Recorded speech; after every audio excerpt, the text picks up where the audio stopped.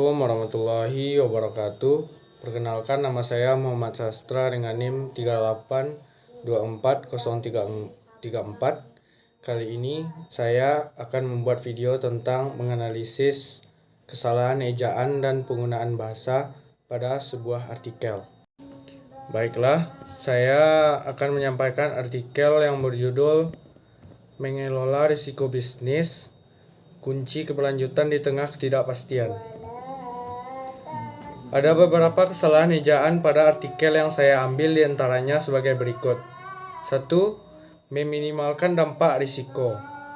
Menambahkan kalimat mengurangi untuk memberikan gambaran yang lebih jelas bahwa mitigasi tidak hanya meminimalkan, tetapi juga mengurangi dampak yang ada. Yang kedua, entah itu perubahan pasar. Kata entah itu sebaiknya diubah menjadi baik itu. Yang ketiga, seberapa sering ia terhindar dari risiko.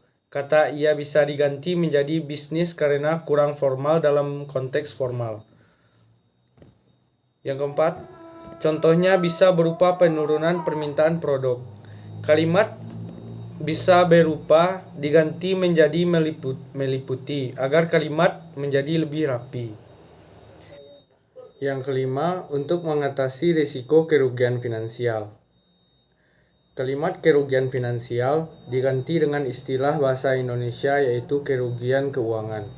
Yang keenam, manajemen risiko bukan hanya tugas pemimpin atau manajer. Frasa ini terdengar kurang formal. Bisa diperbaiki seperti ini. Manajemen risiko bukan semata-mata menjadi tanggung jawab pemimpin atau manajer. Hasil analisis yang dapat saya ambil dari artikel tersebut, bisnis yang tangguh tidak hanya mampu bertahan, tetapi juga dapat melihat peluang di balik risiko. Sebagai contoh, perusahaan yang menghadapi penurunan permintaan produk dapat mengembangkan produk baru yang lebih sesuai dengan kebutuhan pasar. Dengan demikian, pengelolaan risiko yang efektif memungkinkan perusahaan untuk hanya tidak bertahan, tetapi juga tumbuh di tengah ketidakpastian. Penyebab kesalahan ejaan antara lain: 1. Kurangnya pemahaman aturan ejaan. Penulis tidak memahami aturan ejaan yang berlaku, seperti pedoman dalam ejaan yang disempurnakan. Yang kedua, kelalaian atau kekeliruan.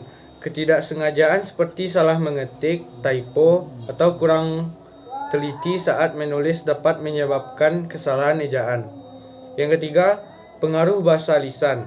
Gaya bicara informal atau dialek daerah sering memengaruhi cara seseorang menulis, sehingga ejaan kata tidak sesuai dengan standar bahasa tulis. Yang keempat, penggunaan teknologi. Autokoreksi pada perangkat digital seringkali memperbaiki kata secara otomatis, namun hasilnya tidak selalu sesuai dengan konteks atau bahasa yang dimaksud. Yang kelima, keterbatasan pengetahuan kosakata. Penulis mungkin tidak akrab dengan kata tertentu sehingga salah dalam mengeja atau mengganti dengan ejaan yang salah. Kesimpulan dari menganalisis kesalahan dan penggunaan bahasa pada teks artikel tersebut, mengelola risiko bukan berarti menghindari semua tantangan, tetapi bagaimana menghadapi dan mengatasinya dengan strategi yang tepat. Dengan manajemen risiko yang baik, bisnis tidak hanya akan bertahan, tetapi juga terus berkembang meskipun di tengah ketidakpastian. Terima kasih. Sekian dari saya. Jika ada kesalahan dalam cara penyampaian, saya mohon maaf. Wassalamualaikum warahmatullahi wabarakatuh. Assalamualaikum. Beko dulu Bob, depo masuk ke video Beko Bob.